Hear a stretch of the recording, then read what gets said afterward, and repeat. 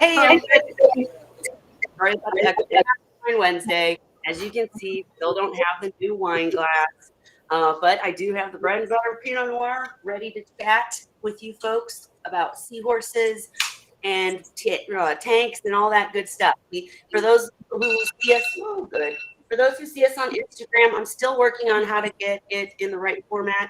So if you happen to jump in and it looks all crazy, I apologize, but at least you can listen in. And if you want to see us while we're talking to you, jump on over to YouTube. Eventually, I will figure the Instagram out, but I want to make sure that we're attracting more people, but just got to figure that technical stuff out. So if you want to see us, go to YouTube. If you just want to listen in, feel free to hang with us on Instagram. I also cannot see the comments on Instagram yet. So like I said, if you have a comment question, just jump on YouTube. Seahorse Whisperer. We're live. It's easy. Okay. At the top, look, I'm like a press reporter here. A few things at the top. First of all, I just noticed, I couldn't believe it, that we're really fastly approaching 3,000 subscribers on YouTube.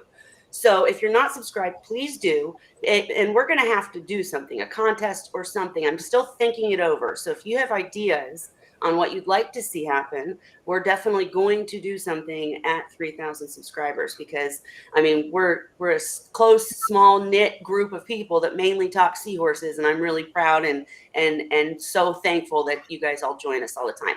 Also, with me today, in case you can't see us on Instagram, is Holly, Ray, and Cheryl again.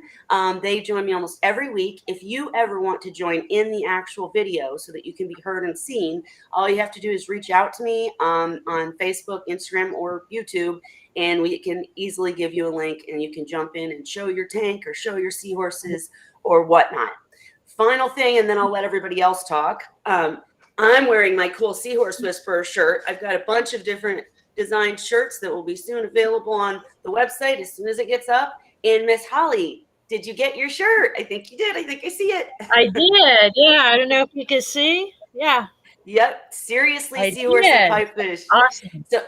So that shirt is actually, she won. She came to the Seahorse and Pipefish and Women in Reefing events at MACNA, and she was one of our winners. And this Seahorse Whisperer actually donated these shirts, but you can I'm sorry, I'm talking too fast. I donated the shirts as prizes, any merchandise from the Aquarium Threads store, which is run by MACNA. And they basically, at 40% of all sales on the Seahorse and Pipefish or Women in Reefing items, go back to the communities, meaning like we don't, it's not actual money, but we can send someone to MACNA. Like Women in Reefing or Seahorse and Pipefish could actually give a ticket away to MACNA with the funds earned from that 40% from Aquarium Threads. That was a really long explanation, but point is, get on over there to Aquarium Threads. I'll try to put the link in the comment section in a sec and get you some cool shirts. But I'm so glad it came, Holly. Yay. All right, now I'm shutting up. I love it. She said it's like winter, so bad timing. I need to put a hoodie up there. I didn't know how long before I put a sweatshirt on, but no worries. I'm glad you wore it. It's so cool. I'm glad you got it because sometimes I kind of dropped the ball on the prizes at first, and so I'm just glad it all got worked out. If you won at the Women in Reefing or Seahorse and Pipefish MACNA events and you got your prize, please post and tag us. I know that the winner of the salt kit, and it was the grand prize, did do an actual video, and that's in the Women in Reefing group on Facebook. If you'd like to see that, I may even share that on Instagram too at some point, but she did a whole video thanking everyone. So very cool. And thanks again to all the sponsors. I won't go through them. I feel like I'm rambling too much, but thanks again. Okay, so let's jump right into seahorses, and I'll definitely ask all you guys anything you want to talk about. And if you have questions that I see in the comment section, I will ask them. So definitely ask away. But my question is to Cheryl and Holly and Ray, anybody, when your male gets close to giving birth, because it's been so long for me, it's been probably 4 years since I had seahorses giving birth, and now I've got this pregnant male. Do they eat less? Yes. When they're getting, okay. What you'll normally see is 2 to 3 days before they actually deliver, they'll start coming back down, feeding again. they oftentimes will dance with one of the females, but they will keep their pouch closed. And you can usually count on within 2 to 3 days of getting fry when they start doing that. That's, of course, unless you have a little crazy like the one Alicia sent me. She was trying to dance with anything and everything, including her own reflection. And she's the one that decided to snick 4 pieces of mysis shrimp, 4 whole mysis shrimp, all at once. And I'm looking at her going, "You're not big enough." She swallowed them all. She is. Oh She's an overachiever. Well, that's she's speaking about a seahorse from Alyssa's Seahorse Savvy, and an excellent breeder, and always feisty, healthy seahorses from her for sure. How are your Ocean Rider seahorses doing, Cheryl? Excellent. The the one male that I got that was smaller is, I'm just going to say he's at least 6 inches down, at least. And I mean, he's got the huge big chest of Erectus, and he's kind of the same yellow color as the seahorse above by your head. I mean, he's vibrant. And then I've got another male. He's not quite as colorful. He's a little bit paler. And then one of the females, I love her because she's the same color, the brilliant yellow, except she has a white keel. Right. Wow. So she's actually technically, I guess, a piebald, but she wasn't supposed to be. But I'm not going to complain. Right. Exactly. And I'll tell you. Oh, go ahead. Sorry. I'm just really pleased with all of them. And my little orange male from Alicia, she came in and she was showing orange highlights. She now is turning day glow orange. Oh, wow. And I can't believe the colors on these.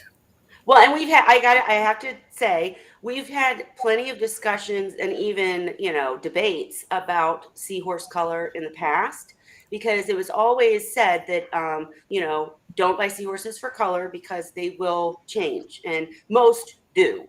And I think that we've kind of come to terms with the fact that there might be some sort of genetics going on.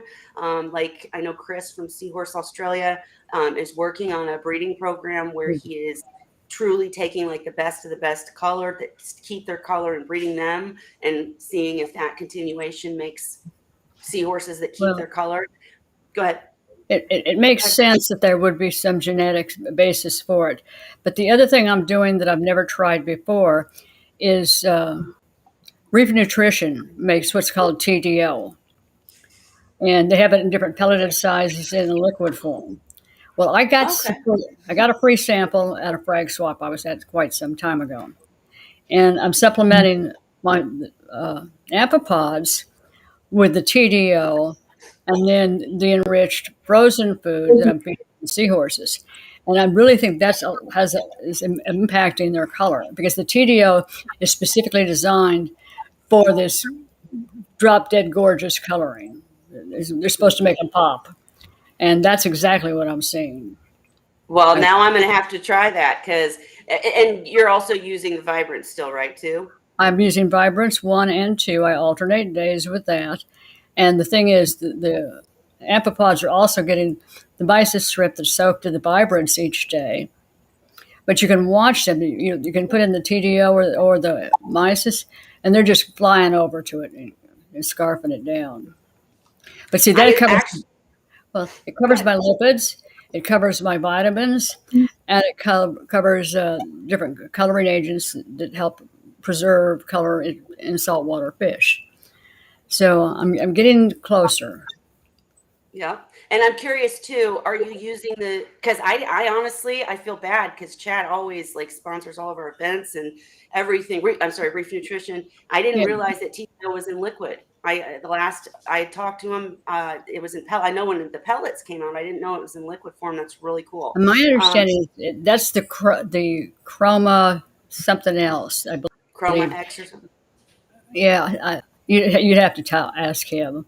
But I was messaging, we were talking earlier today, and we were talking about culturing, and several people were involved. And I made the comment, he'd never even thought of it, that I was feeding my amphipods the TDO.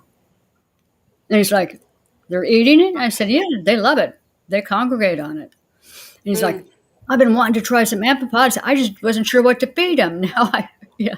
So it was a cool absolutely. conversation because it's one of those things where I'm always experimenting anyway.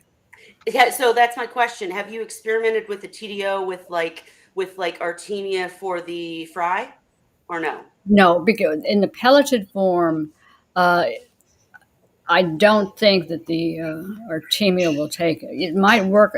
What you might be able to do is soak it in some water and feed it that Mm, way to them. Feed it to the brine shrimp, but you're going to have to bake it basically a little liquid. I mean, it's doable.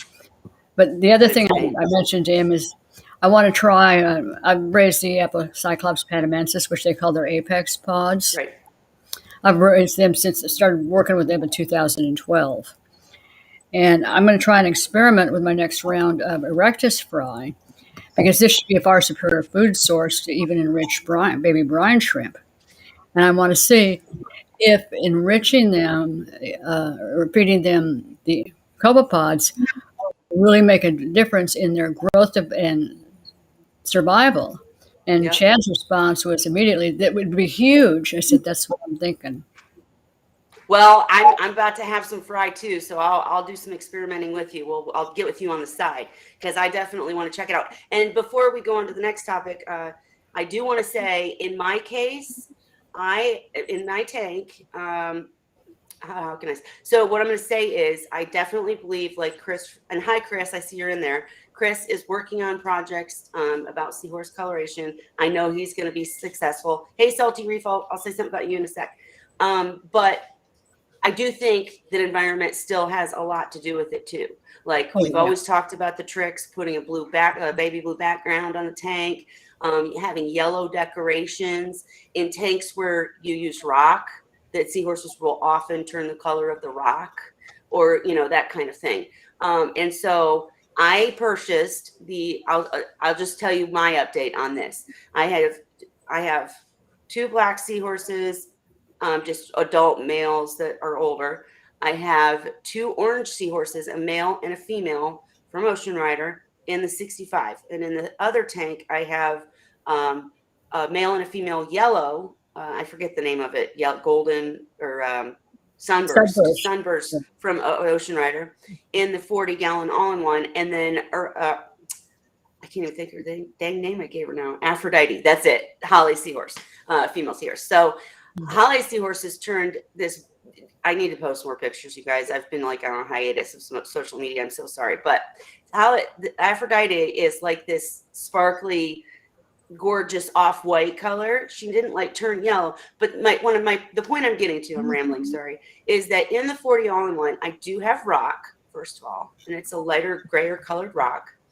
And I did copy Heather's idea for the curtain chains that I, Yeah. string across, so they love them. And then the lock line that I bought, I didn't get the black. I should have gotten the black. I've ordered black, but right now it's blue. And then I had yellow hitches, like fake yellow plants. But the type of plant that it was like they were almost getting stuck in it. Like, it was really, I don't know. They were just getting kind of stuck in it. You know what I'm saying? Like, they were very stiff pieces. Yeah. So I had to take that one out. And then the other one that the female really, really loved, that kind of glowy green yellow one, it started deforming. So I kind of felt like it maybe wasn't saltwater safe. Do you know what I'm saying? Like it started, the pieces started not being the same shape. I don't know how else to describe it. It wasn't like melting, but it was like becoming deformed. So I had to pull that. So now the tank in there is completely rock and the shower curtain, nothing else. So my two yellows have turned like a light white gray color. So they match the rocks. So, and I'm not saying it, and it still could be in their genetics, but I just don't have the things in there that would make them want to be yellow. It That was depends. long. I'm sorry. I many years ago, I'm going back to like 17 years, I got a wild caught Erectus female who I named Ruby because she was ruby red. and she never changed color. Yeah. Another male I got from Draco Marine was a brilliant silver. He never changed color, but his mate, who I raised, who was your basic brown erectus, every morning she would come and greet him when he was pregnant and turn her whole face and head bright silver. Yep. So cool. And it's just one of those things where it depends on the seahorse, it depends on the environment, it depends on their nutritional level. There's a lot of different factors that go into it. And it's like my wild caught pair of combs that I got so many years ago. They were sold to me as black seahorses. Yeah.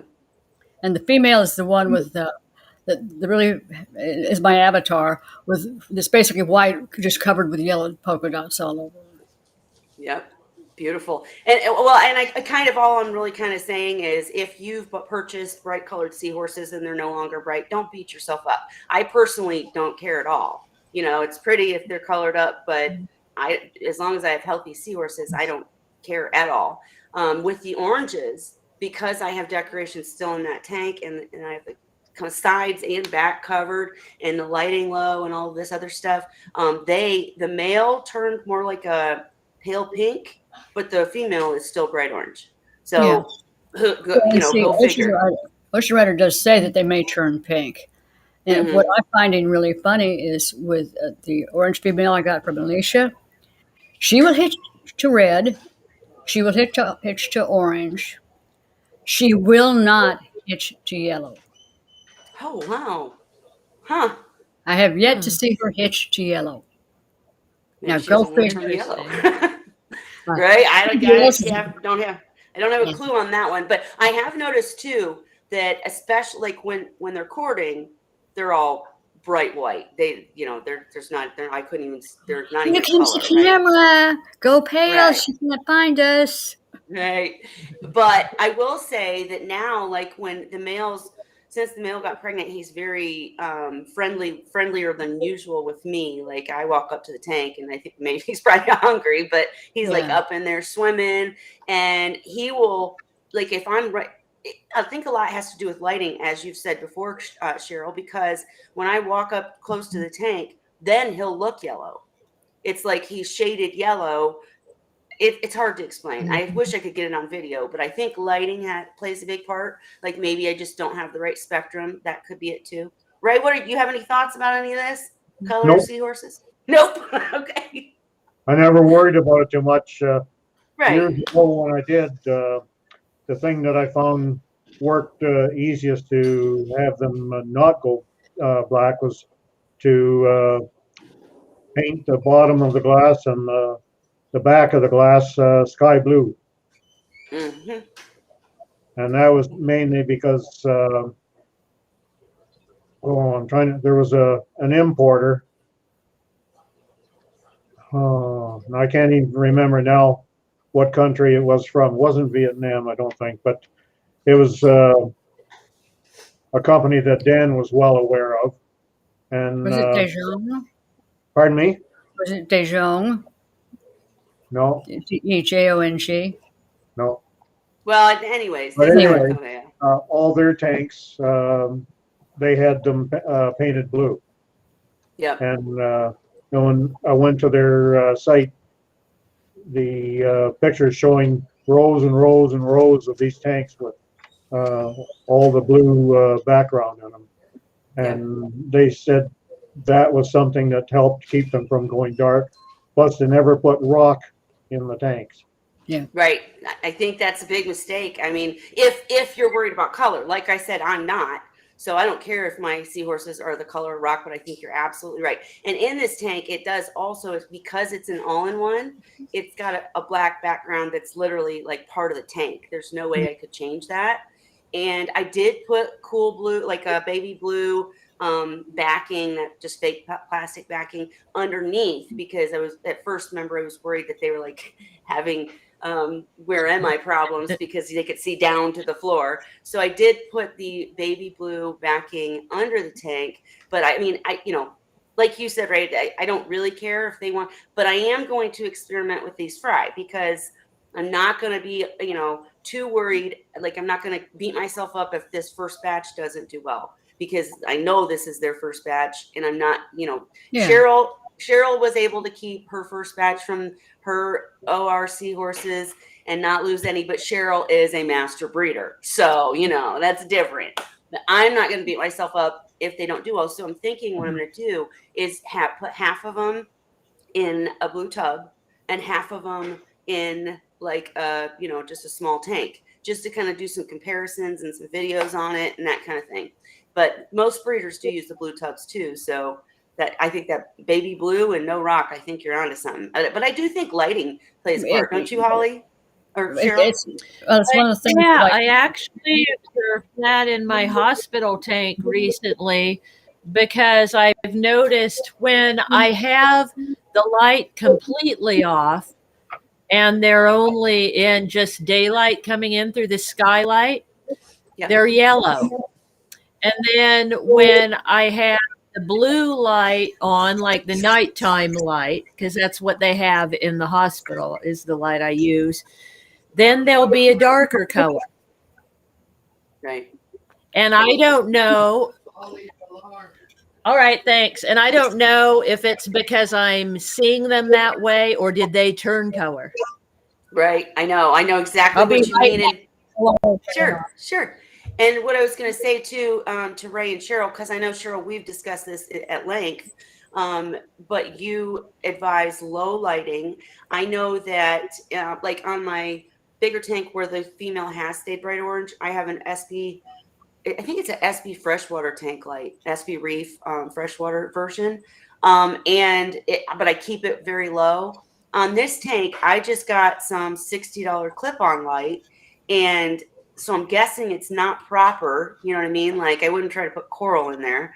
And in fact, I did try to put gorgonians in there, and they just weren't doing well. So I moved them over to the other tank. But so that's why it's all bare, and I don't have anything in there. But once I got the gorgonians out of there, then I was like, okay, I'm going to try Cheryl's idea of very low lighting. But do you have has anybody done any experiments on whether the blue or the white should be the predominant I was just reading an article on that, and they made it plain that the whites are the dominant for them, that they don't really need the blue light.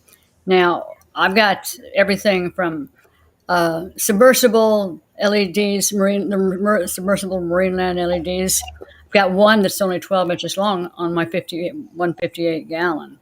But I've also got Reef Breeder Photon V2s. It just depends on the tank. And I will say when I get up in the morning, and I usually get up very early, first thing I'm going to do is turn on the blues.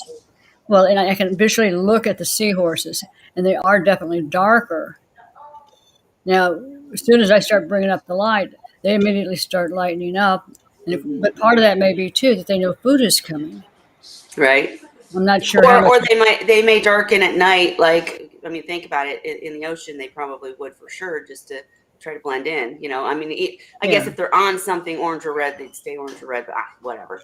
I don't know. But it's interesting. I didn't mean to make the whole show today about color. I just was wondering, because I'm kind of playing with stuff, because I, again, don't care about color, but I'm going to play with the fry and see how that goes. Also, I don't know if Dustin, first I want to say Salty Reef, so glad the new little fry, Salty has a new human little fry, is doing well. Salty is this the two-legged on one? This channel.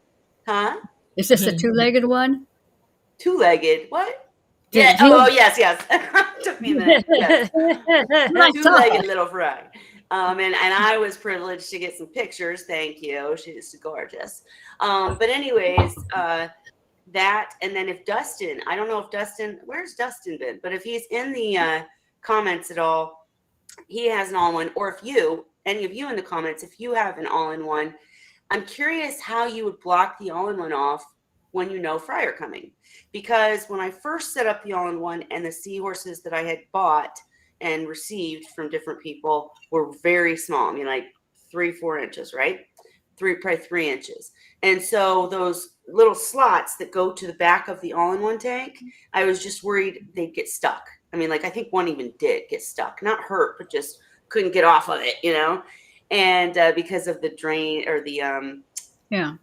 can't think of the word, Your, but your overflow box, yeah, I mean the slats in your overflow box. right. So what I did when they were little is at first I literally took a sponge, like an aquarium sponge, took a zip tie, put it through the sponge and zip tied to it. So Yeah. there were like 2 sponges right there. But then the tank got dirty quick. Like because no mechanical filtration. They're just sitting in this water, right? It's getting filtered, but it's not going through the sock. It's not going through anything because It's getting filtered, but it's not going through the filtration. Right. Yeah. Thank you. And so then I ended up taking that off and using fishnet mesh. Kissy, whatever- kissy. I said fishnet. Yeah.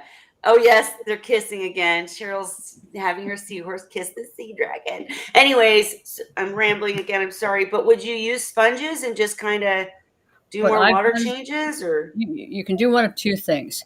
I have used silicone, which is easy enough to remove off of the plastic, and silicone when I know I'm going to be using a tank for little ones. I will silicone window screen onto the overflow. Mm, That works Okay. really well. You're going to get a much better flow out. The other alternative that I've also used is I'm big on building boxes out of egg crate, right? and you can Right. build boxes depending on the shape of the overflow that you can fit right over and just put little cable ties and hook it on. And again, it's covered in window screen, so you can just lift it, take it off to clean it. So you're So not just saying an egg crate box. You're saying an egg crate box covered in window screen. Yeah, Okay, and you showed us. Yeah, it's really cool. Yeah. What you've done. I've done it both ways. Right, because I mean, Fry. If I did the window screen though, if a seahorse 3 inches when I first got him was getting stuck, if he went that high and got close to it, am I going to wake up and all the fry are going to be stuck to this window screen? Yeah, no, the other thing is if you've got an actual overflow box in there, you can actually just use cable ties and window screen over the slats in your overflow box. I've done that's really easy to do after you've done it a few times. Well, But- I did do. I know what you're talking about. Putting the window screen with zip ties over the slots in the overflow box, but in the all-in-one, it's not really an overflow box. It's literally like the back of the tank Yeah, has slots in it. Period, Coast to and it coast. goes to the back. What was it? Right, Coast to coast. coast to coast. Yeah. What's that? The whole goes across the whole length of the whole back. Oh no, actually it doesn't. It's on 2 sides. Yeah. But it's just a weird design. But the tanks you see that have it across the whole back, that's what it looks like. But it's just on the 2 sides. So, I mean, there's no box, is what I'm saying. It's literally the back of the tank. Yeah. So, Well, I don't know I if don't you know. remember, Kelly, but when I had the acrylic grow out tank, it just had a huge slot for the Right. overflow. And so what we did was we hot glued screen. Like Yeah. I got a roll of this vinyl screen from the screen kiosk at our hardware store. And this is actually for dog doors. So Okay. it's Yeah. extra strong. But with the hot glue, you can easily remove it when you want. You can put different sizes of screen, as they grow, even like my husband suggested. yeah. So that might be a way to do it. Just put a piece of screen all the way across the slots. Just remember to take a toothbrush every day when you're feeding Clean them it. or whatever and clean it because it'll get clogged. Yeah, window screen will clog up, given enough yeah. debris. And the thing I asked you, one more question about the fry, Cheryl. I already have the answer because I messaged Cheryl throughout the week and she told me. But I was wondering because when I had my Erectus from Seahorse Source, my mini Erectus from Seahorse Source, they must have been, I don't know, like not northern seahorses or something. I mean, obviously they're captive bred by Seahorse Source, so they're not even from an area. But their relatives must not have been northern because they took like 28 days. The male was pregnant for the embryonic yeah. period. Water So, temperature. but I've heard of many doing 14 days. So I'm Yeah. like, I want to be ready. Water temperature has an impact. I'm sure the actual overall condition of the male has an impact. Larger males with higher nutritional value to support the fry are probably going to have a shorter gestation because the fry are going to be able to grow faster. So it's going to depend on several different factors. Northerns, I've never heard of anybody just talking about differences in gestation between the northern and the southern strains. Oh, Well, I yeah. have. Felicia, They've got a shorter snout, so it's quite evident that they're not a southern strain. Yeah. oh, really? Okay. Well, I didn't know that part, but Felicia did an article. I know it's been a while, but I'm pretty sure it was Felicia, wrote a great article about, it wasn't about gestation period, but it was in the article. And it said that the Northern's gestation period was usually like 14 days, whereas the not Northern, I don't even want to say Southern because all the other ones Yeah. apparently were like 30, not 28 days or whatever. So I just wondered, if these seahorses from Ocean Rider would be, and I think you said about 17 days, didn't you? Yeah, I'm typically at the temperatures I keep my tanks at. I'm normally looking at about anywhere from 17 to 20 days. Usually they start on the short side, may get a few warning fry a day or so, and then they give me the mother load. Gotcha. And the Seahorse Corner just said her northern fry are smaller and shorter pelagic stage. Really? Erectus? How old are they? Wait, how old are the adults? And she said compared to my southerners. How old are the adults? The Seahorse Corner. I'm pretty sure I know who that is, but I'm not going to say it in case I'm wrong. Heather. Heather. I thought it was Heather. I was like, that's Heather, right? But anyways, yeah, I know. That's really interesting. I didn't know they had a pelagic stage. Or I always say that word wrong. Well- Pelagic, whatever. I call it pelagic also. Okay. The thing is, when I had Northerns,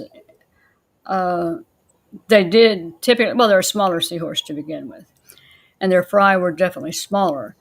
But it wasn't until I got the big ones from Draco Marine that I actually had Erectus that were hitching at birth. But I think a lot of that was due to the ones I originally got were probably wild caught. And well, I know some of them were, and they were not real mature either. So it's like I've had combs, which normally don't hit for the first 2 to 3 weeks. I've actually seen them hitching by 2 to 3 days from some of my larger adults.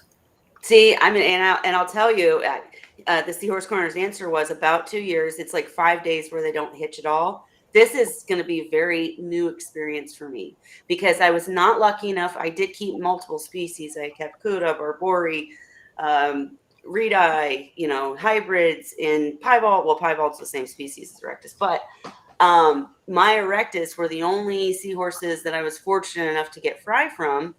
And the Barbori got pregnant once. But anyways, it was a 28 to 30 day gestation period. And then the fry would hitch immediately. So this is going to be interesting for me. Yeah. Holly, did Mine yours hitch from them? depended on the batch. The teenies, which were Sandy's strongest batch, that's where your Aphrodite came from. They were hitching the first day, and they were his biggest, strongest fry and the most fry that he had. But his other batches took generally 2 or 3 days. Wow. And they were also smaller, and that one batch was really strong, and the other ones were much bigger, just a few, like 20 or so, maybe even 15 but his big batch was like 163, I think. Mm-hmm. And those were the ones where I got a lot of them through to adults too. Yep. So I think that's why I said I'm not gonna like beat myself up if this first batch doesn't work out, because they had a heck of a time even trying to dance. They could not figure out how I still to have ones. connect.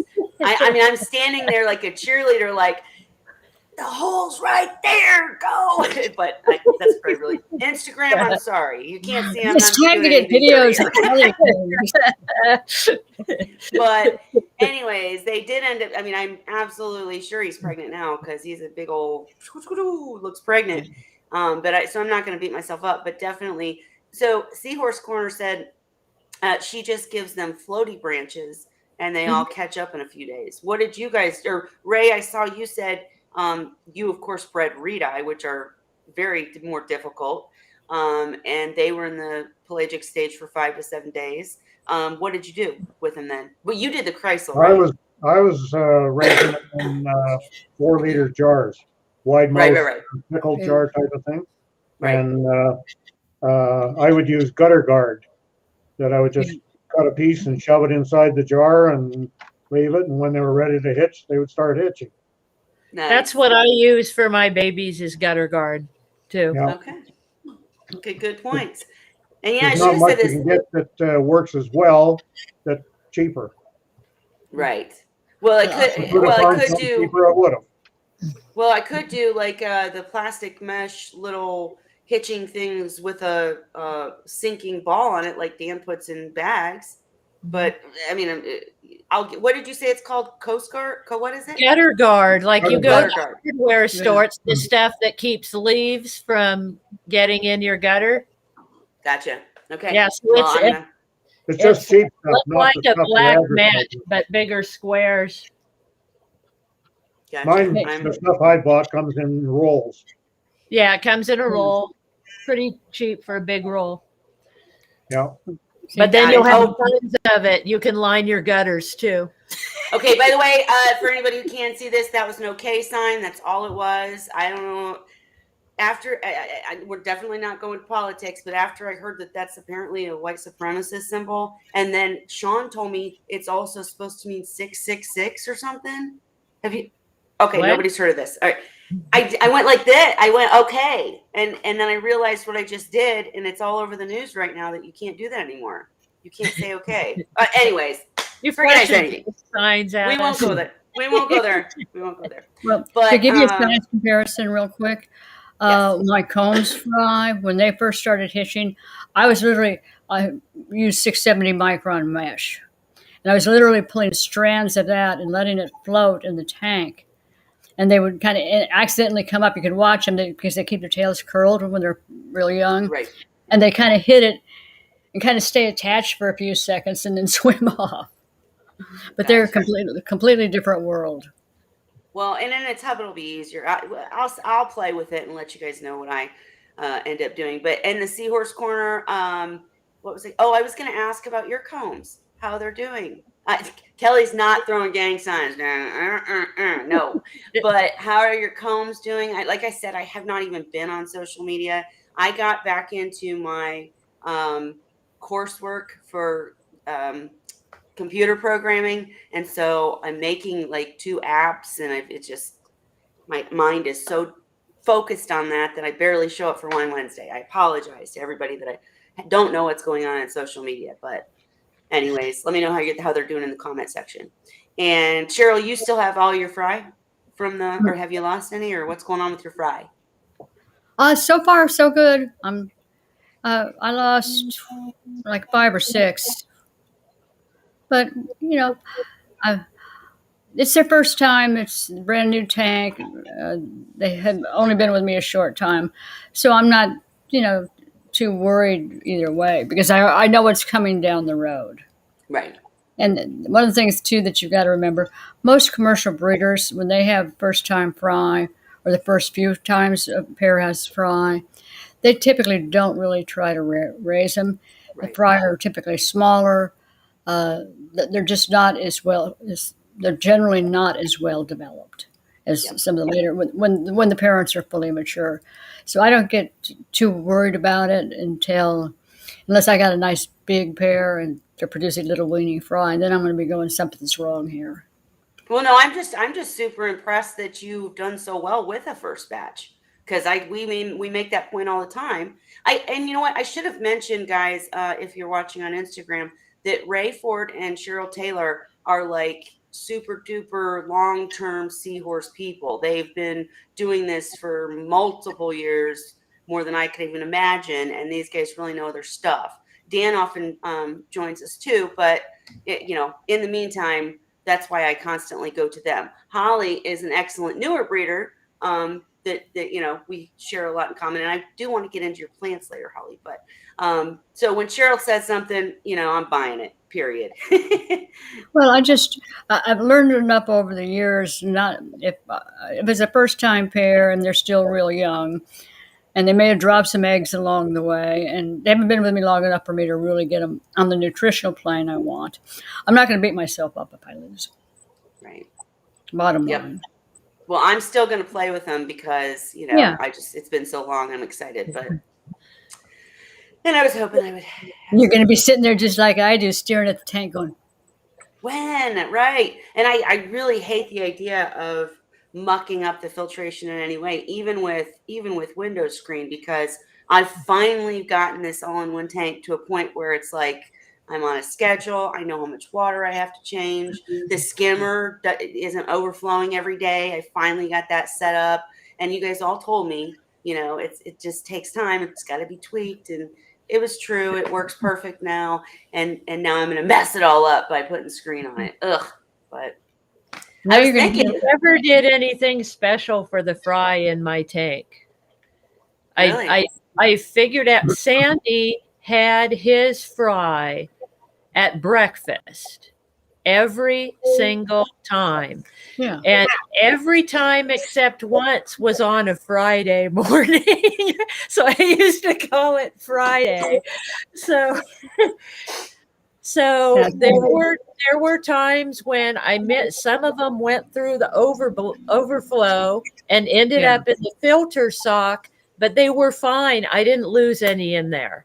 That's what I was just going to ask you. Pull the filter sock out, leave it in the water and get yourself a Dixie cup and a flashlight, and they'll be swimming around. You can scoop them out. But if you lift all the water, they get plastered to the side. So, If Well, they I have thought extremely high flow, they won't survive in the sock. exactly. yeah, mine's not that bad. They'll make it even in the grow out tank. If they have fry in there, they'd be fine. They'd end up in my filter sock. Well, and if you know you're going to have, if you're thinking that the male is going to have fry, it wasn't unusual for me to get up well before dawn with a rectus or before midnight with the combs because they deliver at different times, and I would either reduce the flow or cut it way back, and then I'd just kick back and wait. But it depends on the type of filtration. I have an old bean animal overflow tank, which has 3 different chambers and 3 different outflows on it. And what I could literally do is put window screen over one side in the front and only leave access for them to get the filtration on the side that didn't filter. That was the emergency overflow. And since they also tend to stay on the surface, the hardest part was scooping them out of the overflow. yeah. But And I prefer just keeping track of when the birth was going to be due. right. And then I set up a timer so it would turn the timer off on the circulation pump around 4 or 5 o'clock in the morning. And the tank would be stilled, the babies would be born, and I'd wake up and take them out There and they turn are. everything back on again. Yep.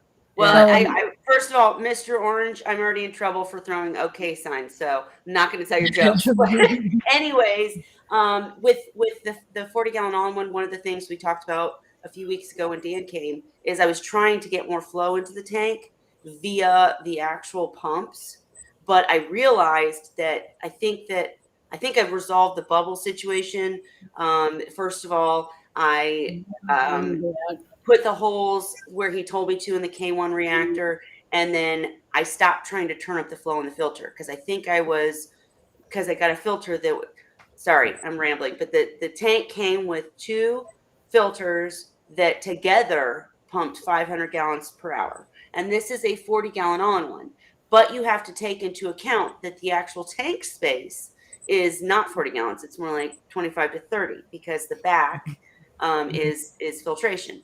So when I was trying to get up to the recommended 15-ish, 20-ish% turnover, it was causing bubbles because the pump was making it go through the system. It's just not made to go that fast. So I resolved it by getting an internal filter, and all is well.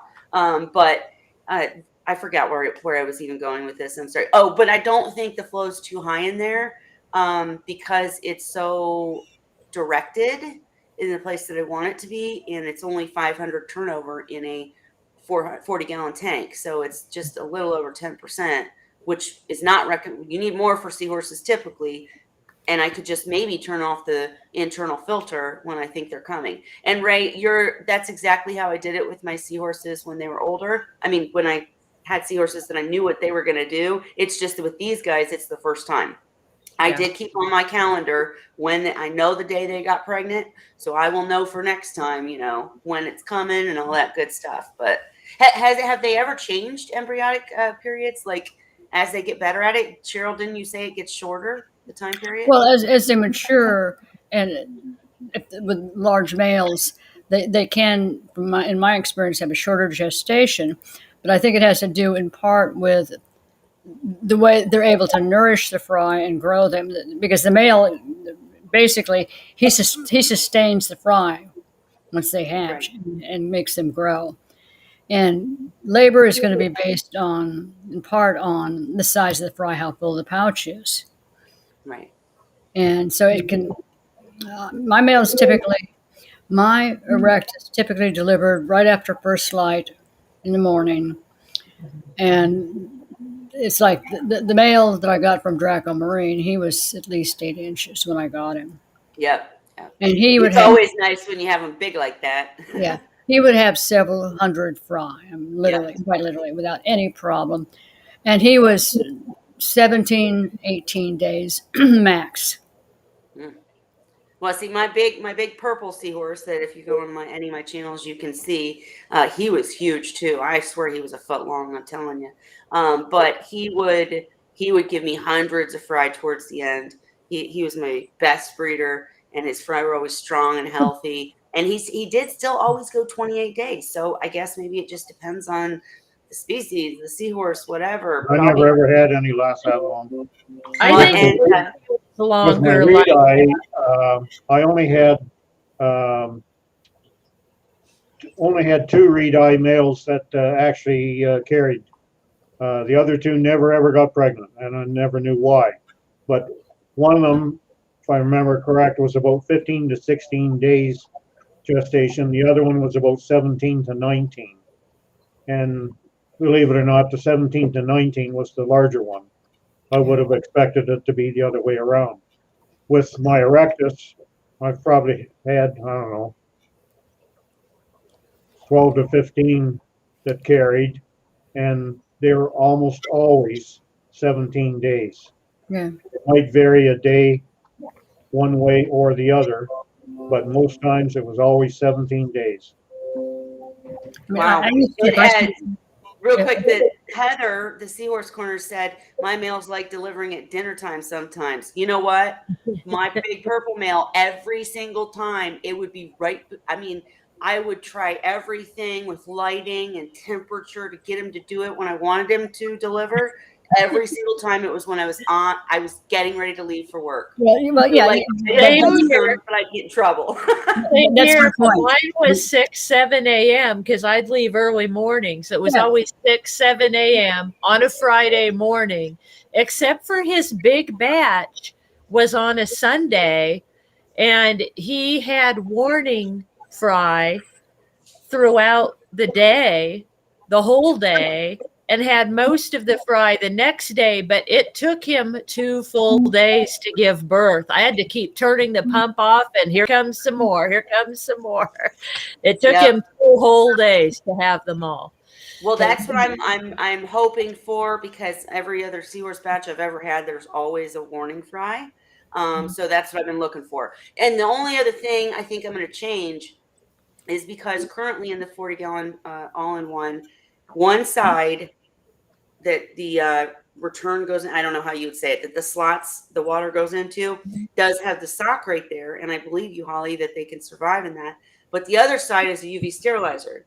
And there's a sponge over it, but they're going to be in air. It's not going to work out. Yeah. So I think I might remove the UV and put the other sponge or sock in just at least until During that time. Mhm. I figure out their timing. Kelly, the thing to remember is seahorses are psychic, and they know that you're getting ready, that you have to go to work. Yep. Not only is one going to deliver, but the one across the room in the other tank that you didn't even know was pregnant is also going to deliver. Yep. I So think you can change them for when they're going to give birth, but you have to start when they're young and have them turn the lights on at the same time every day, and that will influence Yes. when they'll give birth. Most times, in my experience, they'll give birth just before the lights come on. Although Cheryl mentioned that she had some coming on just after lights. But in my experience, most of them were just before the lights on. What did I they would always do- have a warning fry though? Yeah, what I would do. The Redi hardly ever seemed to have warning fry, but the Erectus did.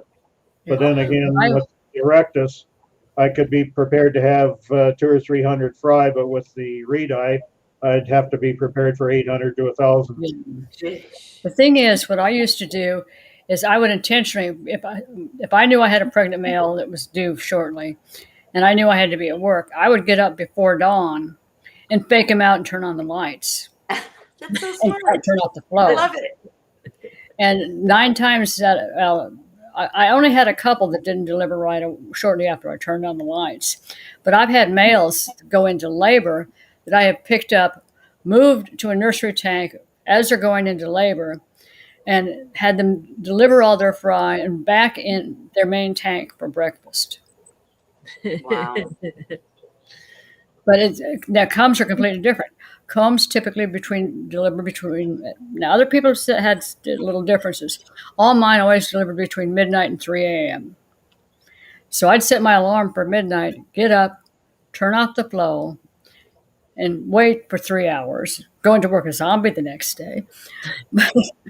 But they typically would deliver basically in the wee hours of the morning. So they were very different to work with. Wow. Heather just said, I'm sorry, the Seahorse Corner just said, my male Randy, I raised in January. He had 4 warning fry and then held on to the others the 8 days, for 8 days before giving birth to the rest. That seems crazy to me. But I am hoping, I'm excited to learn about this pair because my orange pair are not, they dance, but I don't feel like nobody's pregnant. How old was this male? How big was this male that she had that waited so many days to deliver? I'll have to wait for it. How big was the male, Heather? Well, she raised it in January, so it couldn't be all that big. Mhm. Well, it depends on how big it was when she got it, I guess. Maybe. Mhm. No, she raised it. That was the one of the Oh, ones she raised it. Oh, Yeah. okay. Duh. Sorry. So yeah, So it it's was a probably- young male. Yeah.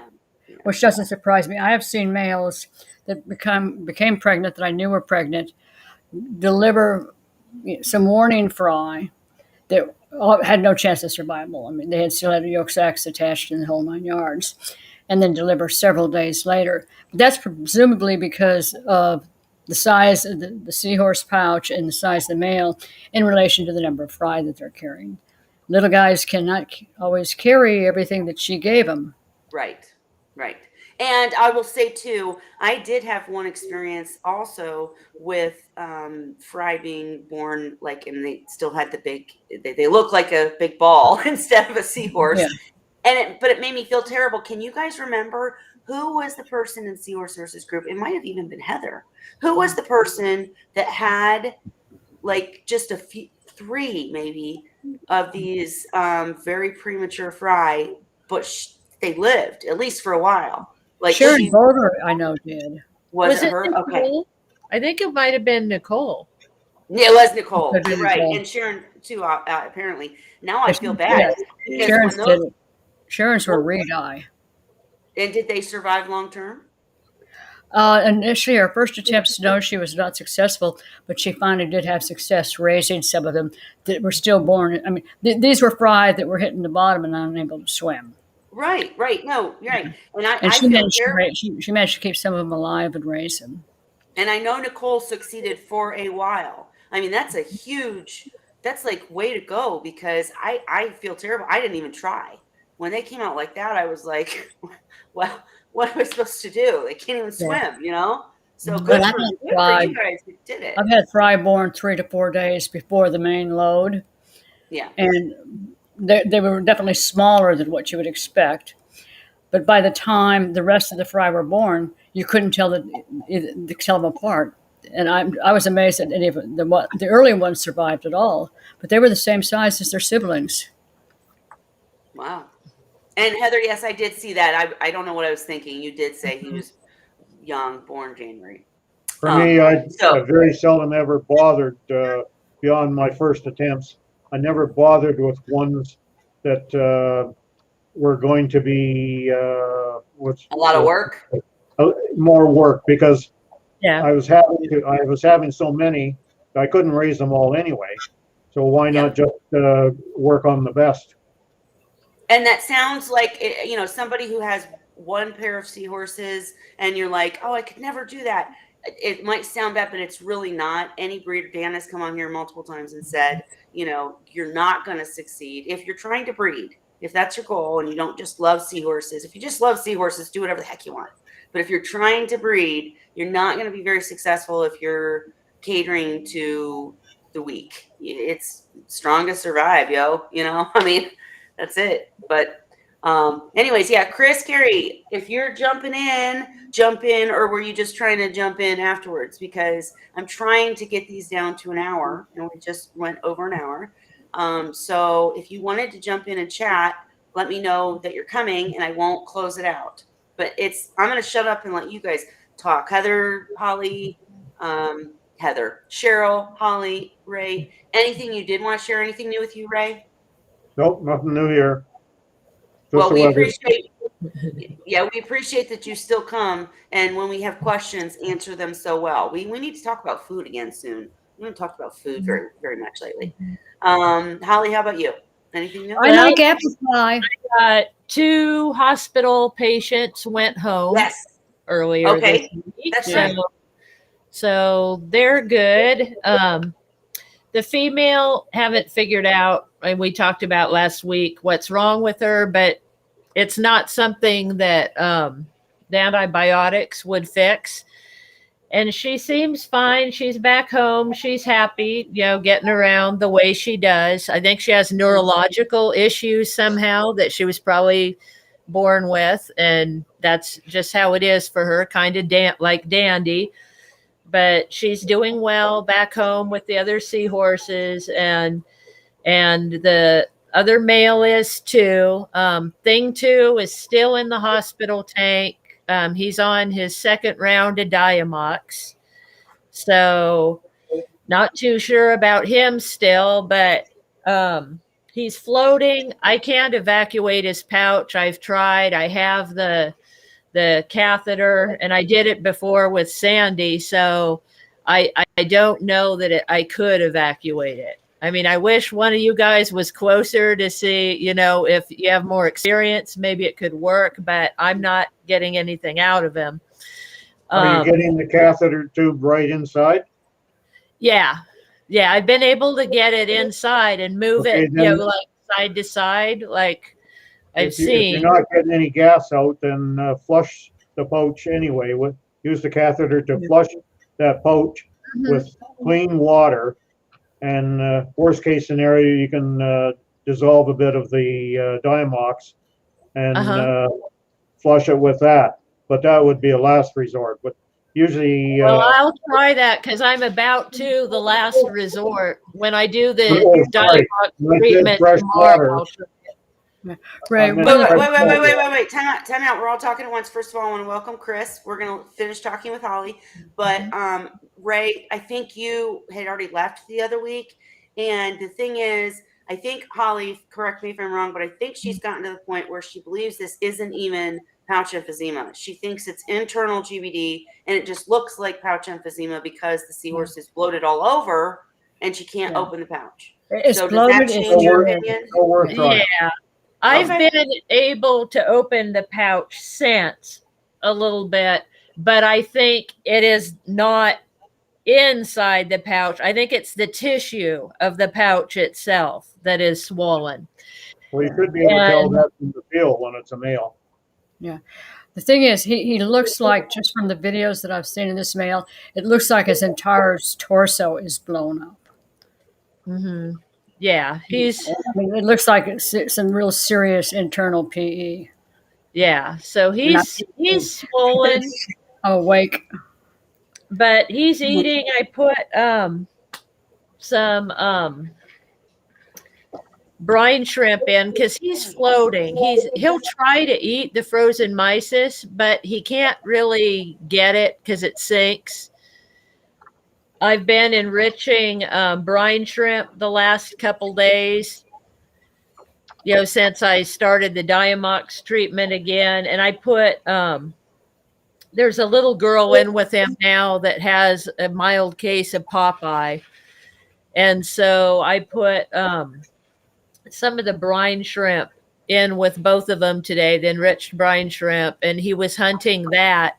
He's swimming better and a little less floating. Today was the second day start of the Diamox treatment. The first round worked. He's in his second round, which I wasn't going to do, but everybody kind of said, well, you might as well, and just see what happens, see how he does. So I'm putting him through 5 days of that just to see, if he does improve. I mean, if he does improve, I'll give him a chance. But if he doesn't improve, I might be putting him to sleep the end of this week because I just don't want him to suffer. Right. Exactly. If he's not going to get better, I mean, the Diamox might help him deflate every time, but I can't have him living on Diamox forever, It's just drawing things out. Well, I'm wondering if he's got something else going on and isn't heading into renal failure the way he's so blown up. I know he's floating, but the outpocketing on basically below his head is pretty severe, and that's not in the pouch. And that's my concern. Chris, welcome. First of all, we definitely want to hear from you. But before we jump in, do you have any thoughts about Ollie Seahorse? Oh, we can't hear you. Audio. Can't hear you. Uh-oh.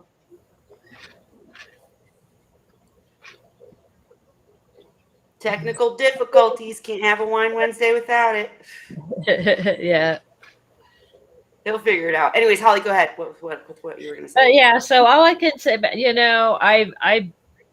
I mean, I really don't expect him to make it. I didn't from the beginning, but I mean, he's got, a strong little, attitude. He's got some personality, that's for sure.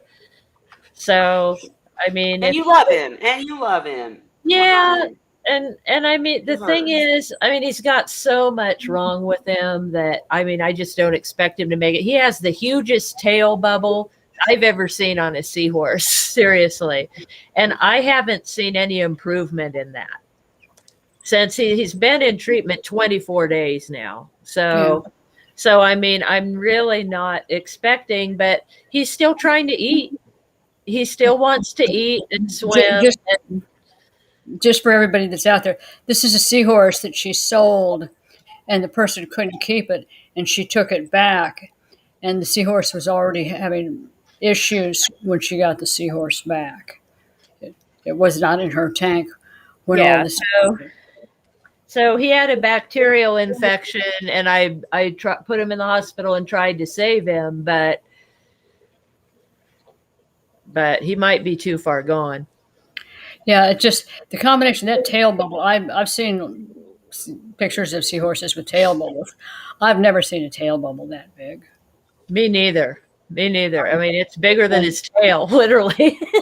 The way the torso is swollen, I'm not sure the Diamox is going to do the trick. Well, Yeah. I just want to say, Holly, I think you're amazing for even trying. It's so hard when you lose a seahorse, but I think you're doing all the right things. And Oh yeah. you know, I'm so sorry if you do lose him, but I completely get it because I've told the story many times on Wine Wednesday. But you know, I had a hippocamp. I'm sorry. I'm trying to do too many things at once. First of all, let me turn my camera back on. Second of all, let me say I had a Redi erectus hybrid that had so many damn problems. And fortunately for me, when I finally gave up and he was just in a tank of fresh salt water, he got better. It was insane. I don't know why. And Maybe I hope that happens for you. Step, I'll throw him in a bucket and see how he does. No, and well, I'm not suggesting that either. But. No, but right now he has a plant that he floats with, like Seahorse Corner was talking about the floaty plants. So I have one of those, just a piece of a plastic plant, aquarium plant. So he feels secure. He has something to hold on to. And today, I think the Diamox does help him because he wasn't able to go down at all before I kicked the Diamox back into play. So today he got excited because I put in the live food, and I've been busy working the past week. My schedule has been crazy busy. So I hadn't been putting in the live food. I'd been feeding the frozen mysis in the hospital tank. And he got excited today because I put in live food, and he was able to hunt it holding on to his little branch. He's able to swim and dive and get the food. So, even though he's really sick, he still has that, will to live. So, yeah, time will tell. Yeah. But I mean, like I said, I can't keep him on Diamox forever. So probably at the end of this round, if he hasn't improved, I'm going to have to use the clove oil and use well, you don't want to watch him suffer. No. Yeah. Oh, Chris, you're doing something now, but we're echoing. Yeah? Okay, cool. I'll just try muting it. Sorry. No, you're fine. We want to hear you. I just don't want to hear me again. Yes. No, there we go. That should be fixed yeah, now. you fixed it. Sorry, I didn't mean to interrupt, Holly. Go ahead. No. Just so, I have to keep his quality of life in mind. I mean, if he's not good after the second treatment of Diamox and he's not improved, he's not going to. Right. It'll just slowly get worse and he'll keep suffering. So, I can't let that happen. Yep, and I was going to ask Chris's thoughts, but he's playing with computer. And I'm looking. I think I have my camera angled. I promise you guys, my pictures on my wall are not crooked. They look very crooked.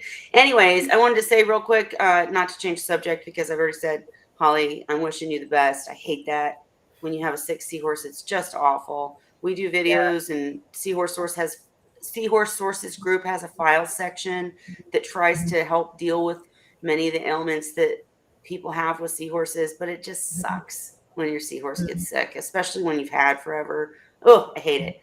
But I did want to shout out, hey, Chimp the Reefer. Love, I really appreciate that you come when you're, just a supporter and, not really a seahorse guy. I mean, maybe you are, but I just appreciate when you guys and Salty and everybody come. And just again, we're about to hit 3,000 subs on YouTube. So I'm asking anybody out there what, for ideas on some sort of big shebang I could do to thank subscribers, giveaway or something like that. If you have any ideas, reach out to me or put it in the comment section. I need a 500-gallon seahorse tank. Yeah, well, Cheryl, you don't get to win. No, I'm just kidding. But Cheryl does that at the MACNA events too. She's always like, pick me, do the wheel, come on. Hey, I won something once. You did. What did you win? I can't even A remember. T-shirt. Did you ever get it? Yeah, Okay, good. that was a couple years ago.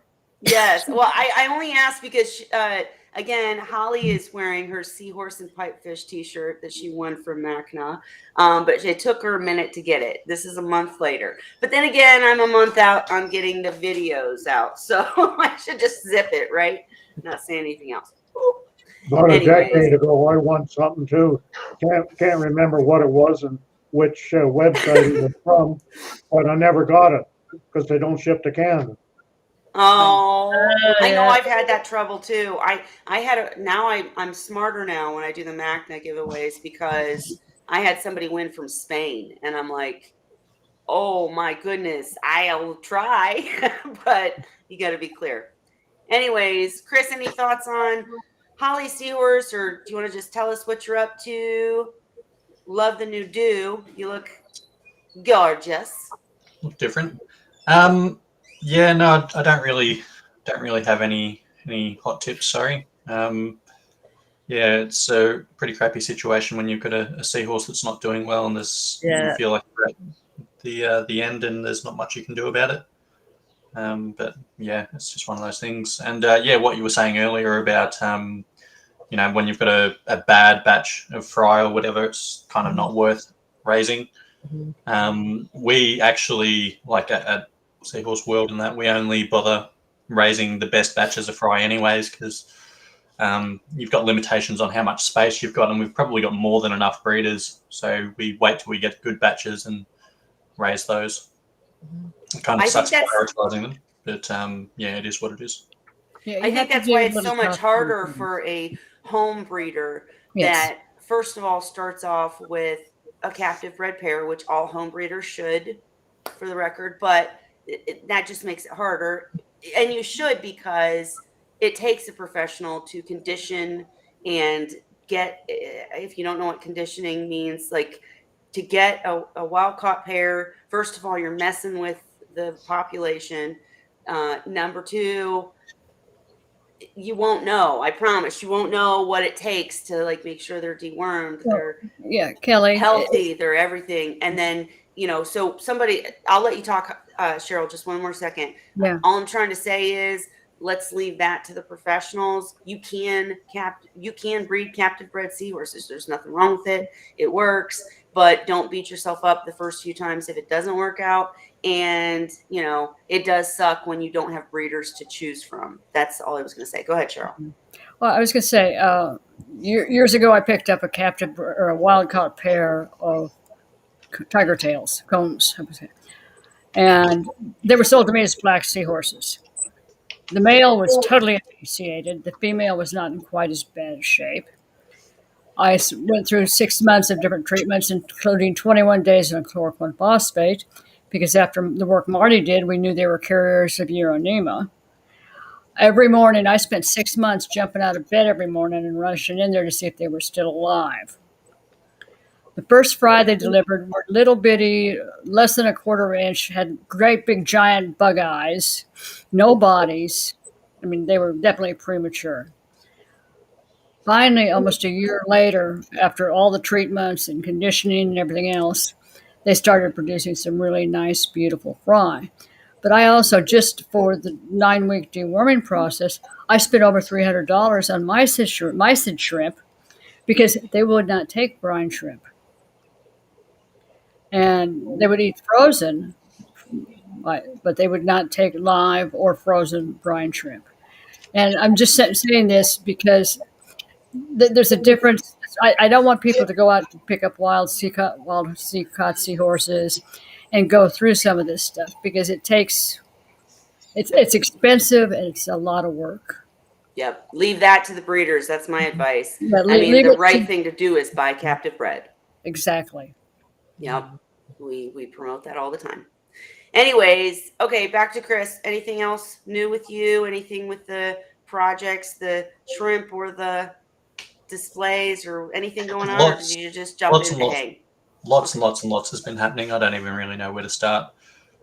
Yeah, it's just been a really, really busy time. Lots and lots happening. Ashley actually started working at Seahorse World recently, about 2 or 3 weeks ago. So yeah, that's my partner. So yeah, dating a coworker again. That's fun. But yeah, Wait. You're dating your somebody from Seahorse World? yeah, but like we were dating before she started working there. So Okay, but still, it's cool. All right, go ahead. Sorry. yeah, and yeah, so she's starting there as a tour guide now, and she's been training for a couple of weeks, and she's just starting to do almost doing tours by herself. So that's really, really good to see.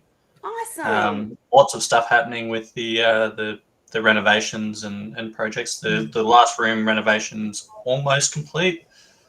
Like I say, it's almost complete, but like all the plumbing's basically almost done. And as soon as that's done, I can start putting together these seahorse habitat displays, which would be really good. I'm sort of halfway through putting the seagrass display together. It's taking forever, but so many cable ties, so little time. Right. I've got to like cable tie each individual strand of seagrass, which is just taking absolutely forever, but good fun. And hopefully the seahorses love it once it's all put together, but it should be good. And for anybody who hasn't seen our previous Wine Wednesdays, because we know what you're talking about, but do you just want to give a brief, like what you're working on? Like, yeah. So like the last part of our experience at Seahorse World, basically, it's going to have like built into the wall a row of 3 big tanks, which are all 1 meter by 1 meter sort of windows, and basically we're going to have 3 displays that all display a different type of seahorse habitat, different places, different habitats for where you would find seahorses in the wild, basically. So we're going to have a seagrass display, so beautiful seahorses in their natural sort of seagrass meadow. Going to have a coral display, I believe. That should be interesting to see how that goes. Still not sure how that's going to pan out. And the third one will either be a like a mangrove root sort of intertidal zone mangrove foresty kind of area, or a sea sponge garden. ooh, either one would be cool. And Yeah. and so in the seagrass, that's the one where you're being smart, and instead of worrying about getting enough lighting to seagrass, you're using fake and literally having to manually. It's going to be awesome, and it's going to be easier to care for. I think that's so smart. I'm all about fake stuff these days, because Yeah. and I'm sorry any reefers out there, because coral's awesome, seagrass is awesome, all that stuff's awesome, but it's just an extra when you're talking about seahorses in particular. It's just an extra level of care. You know what I mean? Like, I like to personally, I get into the seahorses, and I want them to be whatever. Anyways, go on, Chris. I didn't mean to interrupt you. Yeah, no, that's fine. Yeah, so just lots happening. We've had a few like breakdowns of equipment and things, so that's been keeping me on my toes for the last few weeks or months. So yeah, it's just been fun. And let's ask the real question: when do we get to meet the Sig other? When's she coming on Wine Wednesday? That is a really good question, and I will have to ask her. She's actually at work right now, so she's giving tours and yeah, so she'll probably make an appearance at some point. So you cut your hair and grew a beard. Yeah.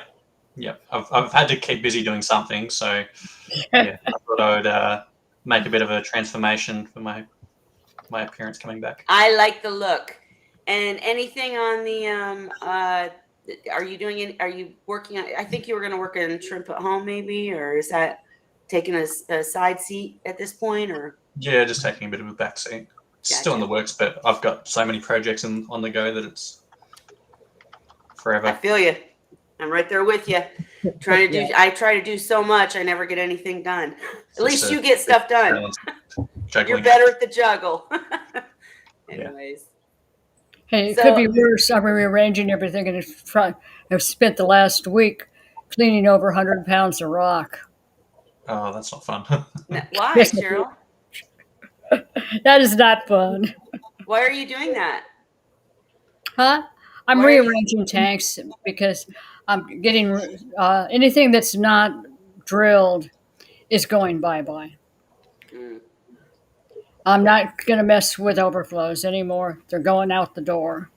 But which means I have to break down all my sumps, thoroughly clean them, get the stuff out of here that I don't want, and then reset up the new tanks that are drilled. gotcha. Well, come drill mine while you're at it. Yeah, I was going to say, I like that Hey, idea. but, I can drill plastic. I can drill acrylic. I don't drill glass. Not that hard. It's not well, hard. Chris, but I can, come drill. I can find a way to screw it up. Trust me. It's messy, but it's Yeah. not hard. You just have to go I- very, very slow and keep Yeah, water on it. well, And keep the temperature Don't get me down. wrong. I've drilled or travertine and on different types of tiles and stuff, and I figure it can't be that much difference than what I've done with tile. But I really don't want to break a tank. Yeah, I was gonna say, when I I keep first, ones in practice for a while. there you go. Go, I was go gonna on say, Facebook Marketplace or something.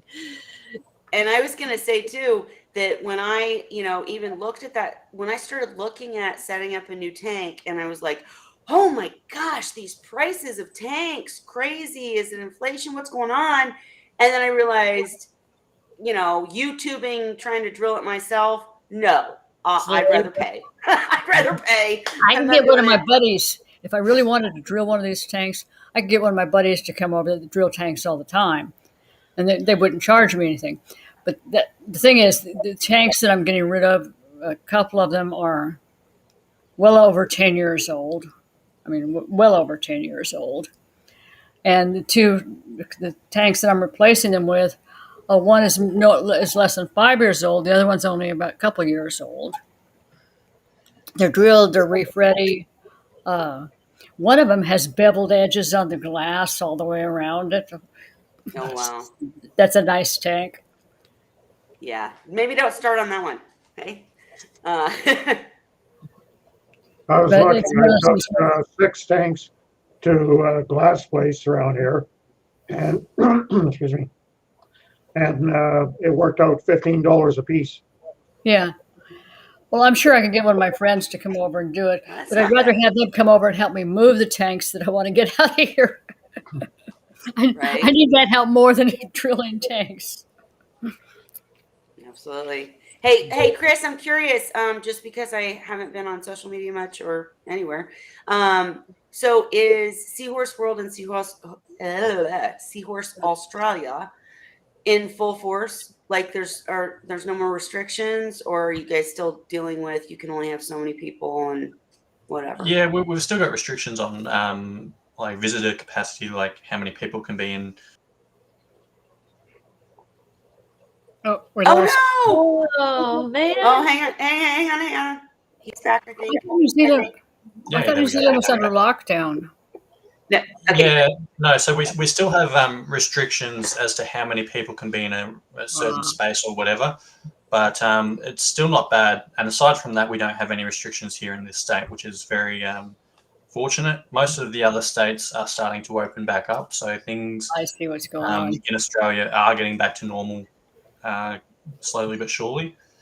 And yeah, I'm very hopeful that maybe this summer or after this summer, hopefully things will be back to normal, whatever that is.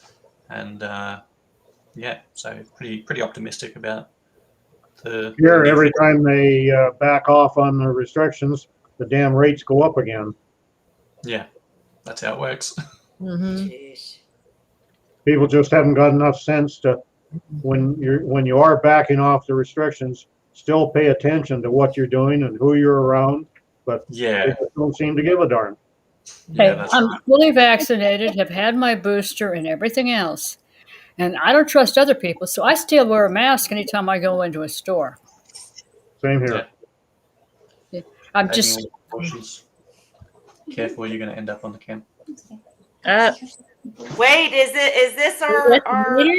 This The is new your person introduction on? to Ashley. Finally. It's been a while. Hi, Ashley. Hi. So, oh wait, let me turn my camera back on now. So nice to meet you. So Yeah, you too. now it's time for the interview. No, I'm just kidding. I'm kidding. No. But how are you enjoying Seahorse World? Yeah, really good. Really enjoying it. I'm jealous as hell because that would be so awesome. It's so much fun. And I'm gonna. You need to reach out to me on the side so that I can send you a separate link so that when Chris is at work, you can join us and give us the dirt. Yeah, sounds good.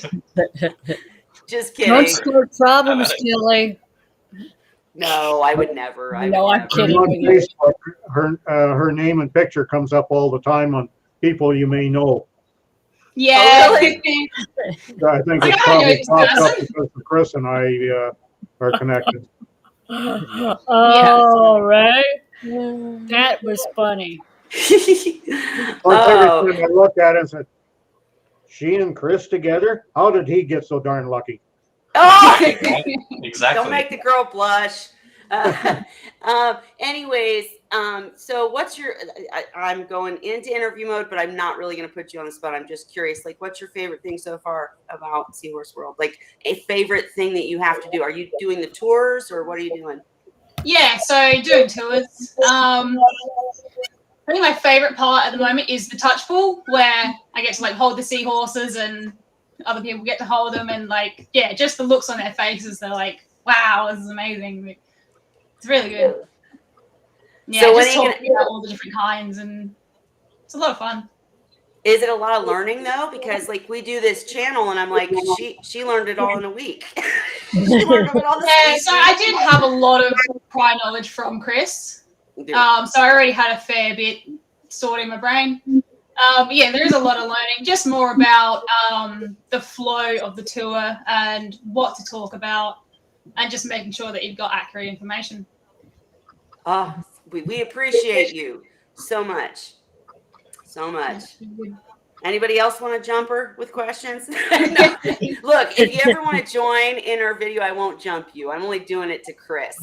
But- Yeah, fair enough. Deep Give end, it sink or time. swim. Give it time. But I'm still learning.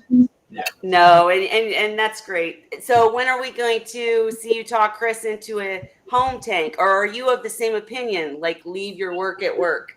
No, I mean, I would love to get some tanks. I don't know if we'll keep seahorses. But yeah, maybe later on down the track. Shrimp tanks. We'll see. Yeah, I There's knew definitely going to be a lot of shrimp tanks. which is going to be awesome. And I just want to say publicly, we're so glad because Chris was gloom and doom, and then you came along, and now he's cheerful and smiling and has the cool look. And thank you. It was a bit of an That's the adjustment. first time I've ever seen him smile so much. Right? Look, Chris is like, I'm never coming to Wine Wednesday ever again. No, Chris, but we've heard whatever so much they about say- you, and we're glad you're here. Ignore it. Just ignore what they say. Exactly. It'll get you into trouble. Okay, I'm gonna quit picking on her, but you guys, like I said, unfortunately, I know you just got. It's Ashley? Is that right? Did I say it right? Yep. Okay. I love that you've joined us, and we want you to join us whenever you can. Tell us more about what you're doing with Seahorses at Work. But I do Yeah, try to absolutely. limit this to an hour, and we're at an hour and a half. So I'm gonna shut up, let you guys open chat, but I'm gonna probably close it pretty soon. So if anybody has anything they want to talk about, Chris, if I didn't let you talk about something, anybody. No, it's fine. I'm Holly, going I to think feed sea-bits. you what? I need to go feed sea-bits. C-bits, and yes, And I've and I'm got to like, go feed mine too. It was supposed to be at 9 o'clock. Yeah. I know we all had fun tonight, and I love that. And I'm gotta go check if I've Somehow got morning something must fry. have told us that Ashley was coming on. So What? something must have told us in our mind Ashley was coming, so we That's didn't it. want to leave. Hanging around. Yeah. We wanted Yeah, to no, I step- just finished work and did some shopping, so just got home. Yes, and then we jump you the second you get home. I'm so sorry, but That's okay. no, we've been Anyhow, dying I'm to going to meet. sign off and go feed the seahorses. Okay, Ray, That's I'm gonna right. end it. Nice to meet Yeah, you. nice to meet you. And yes, we've been dying to meet you, so we're just glad you came. We're Chris's weird seahorse friends, but I am going to end the live stream, and unless anybody has anything else.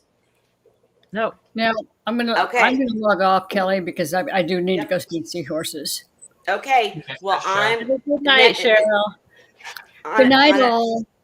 Stay out of trouble there, Chris. Yeah. And someday we'll talk. Well, someday we'll. We're going to give him no ends of hassle.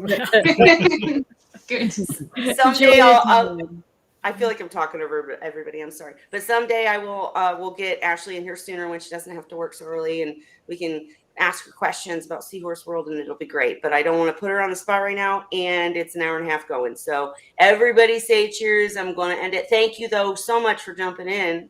I wouldn't do that when I first got home. I'd be like, I don't know. So kudos to you. All right, everybody say cheers. Bye. Cheers. Bye. Cheers. Happy Wine Wednesday, everyone.